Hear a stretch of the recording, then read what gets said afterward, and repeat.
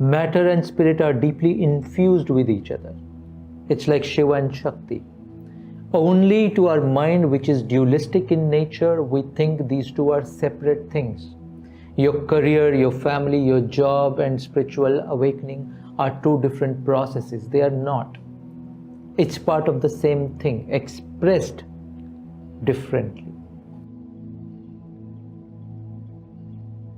Pranam Gurudev.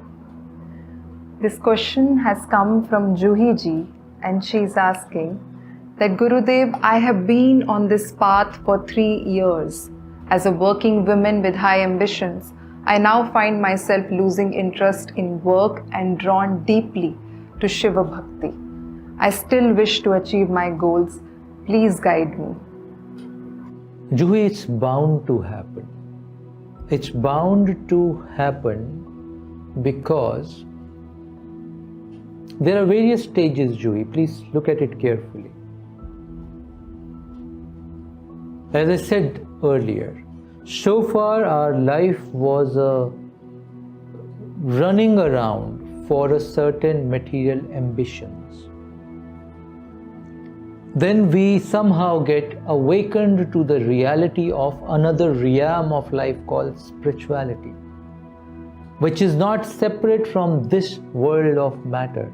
Matter and spirit are deeply infused with each other. It's like Shiva and Shakti. Only to our mind, which is dualistic in nature, we think these two are separate things. Your career, your family, your job and spiritual awakening are two different processes. They are not. It's part of the same thing, expressed differently. So because so far we've been running in the wrong direction with the wrong goals, with the wrong ambitions, because that's what we acquired when we were born, that's what we started acquiring from the samaj, from the world around us.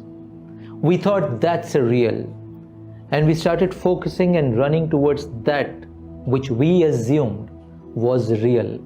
Let's call it ambition. When the bhakti awakens in you, when you get connected to the real truth, you start to get the glimpse of the real truth, small glimpse of the real truth. Suddenly all that start to become non-essential. You start to see the futility of all that. You start to see the impermanence of all that, which so far you considered the absolute reality of life. And that's when what we call the vairagya bhav awakens in you. It's a very beautiful bhav. Vairagya bhav is the bhav of detachment and dispassion. That starts to awaken in you. Because when you see the futility of things that you were chasing, when you start to see the futility of the 50, 60, 40 years of life that you've spent in trying to grab hold of something that is unreal, chasing the dreams, and dreams keep changing, and dreams are unreal, chasing the unreal, chasing the fluke, chasing the air. When you see the futility of that, it's a shock. It's a shock of awakening. So the vairagya bhav awakens. When that happens, please understand, I'm sharing the process with you. When that happens, you start to lose interest in things that you were chasing before. Of course, bound to happen. If I know I was trying, what I was chasing is fake, will I chase the same thing with the same intensity? Of course not. Because now I know it was fake. Now I am awakened to the fakeness of that ambition. So you start to become little disinterested, disengaged in the work, in those objects, those positions, that money that you were chasing. You start to become little, it's a process of disillusionment. Your illusions are breaking. Please see this. There are chains all around us, chains of illusion. What are these chains? Earning a lot of money, building a strong career, having great wealth, having great position, having great name and fame. These are all the chains because they make you gulam, servant. Then you start to work for maintaining the chains. You follow what I'm saying? Now the day you realize that, oh, so far what I was considering the jewels around my neck were actually the chains around my neck. Will you still love the chains, I'm asking? No. Will you still hold the chains? No. So your hold, because of this disillusionment, your hold, which I call pakad, your hold will start to get released. And it will have an impact on the way you were looking at your work, your career, your ambitions. It will have an impact on that. Yeah. But that's a phase, Juhi. It is not that you will leave everything and go to the mountains, take sannyas like Buddha. No. It's a phase. It's a phase. So what must happen in this phase is very important. In this phase, you must start to take out good time, quality time for yourself. So let's say earlier during your job, from your job, you were taking some days off to go on a vacation to wherever. Now you take out time from your job, you take leave from your job as you used to do earlier, but now you will not go on vacation. Now you'll go on pilgrimage. Things shifted. Now you will not go to any place as a tourist. Now you will go to any place as a seeker. Now you're giving this time to your own journey. So those 3 days a month, let's say, you're totally investigating the true purpose of life. You're totally writing notes to your own self of what do you think is truth and what do you think is not truth.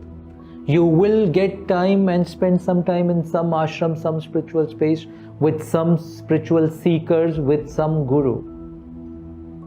These are the things, processes, which will start to strengthen the journey, which will start to give right direction to the vairagya. Please listen very carefully what I am saying. You will start to give right direction to the vairagya. Because if vairagya takes the wrong direction, unguided direction, then you will lose your dharma. Dharma is what ought to be done. Then you will lose that. Standard issue that happened between Arjun and Krishna.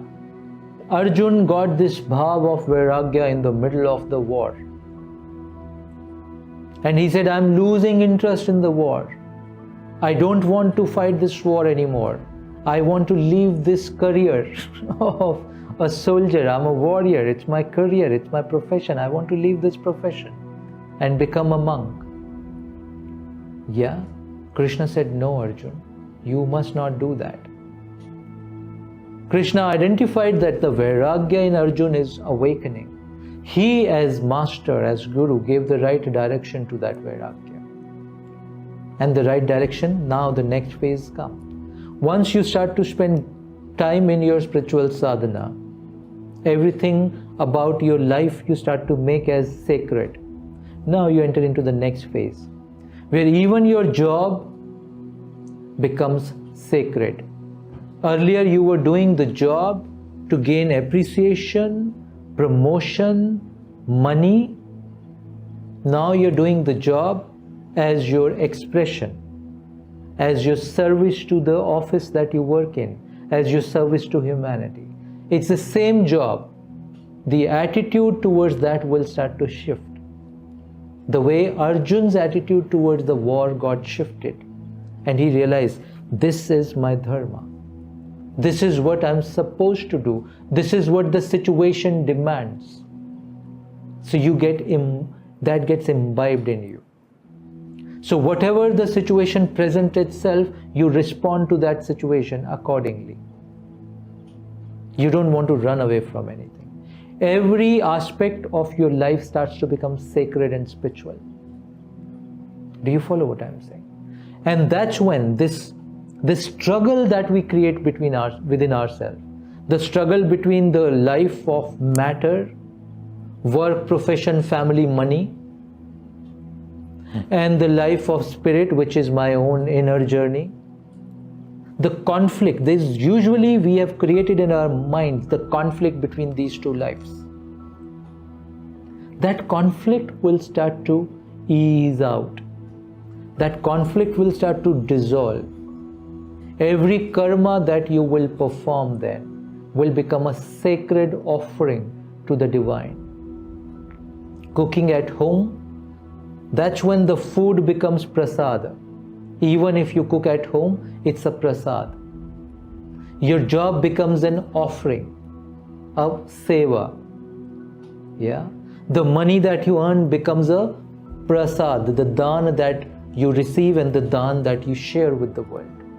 Do you follow? Every aspect of your life starts to shift. There's a sacredness, there's divinity in every aspect of your life. But that's the advanced step we are talking about. Focus on the intermediate step that I talked about, where you plan, you take out time for your own sadhana. You go for holidays, but that holiday is now become a pilgrimage. You don't now meet your social friends that often, but you meet your sangha friends more often. Do you follow? You spend more time with your guru, the ashram, the deity that you love. Yeah. That's how this shift starts to happen. Please see, that's exactly what Arjun did. He spent on the battlefield a lot of quality time with his guru. Right? He did not seek out his social friends saying that, boss, I'm not in the mood to fight anymore. He sought, he investigated, he wanted to know what's happening with me. He took a pause even from the war saying that, no, first let me address this. He took out that quality time to spend with his guru, Krishna. You please do the same. While the war of life that you're engaged in, the Mahabharata of your roles and responsibilities that you're engaged with, take a pause in between for a few days and spend time with your Krishna. Yeah? And that's when the magic starts to happen. The conflict starts to ease out. And this whole life, everything I'm doing in this life becomes a sacred offering to the divine. That's what we need to follow. Yeah? Hope it helps. Contemplate on this, meditate on this. Let this sink in you deeply. And that's when something will start to unravel, unfold in your consciousness. Hope it helps. Dhanyavad.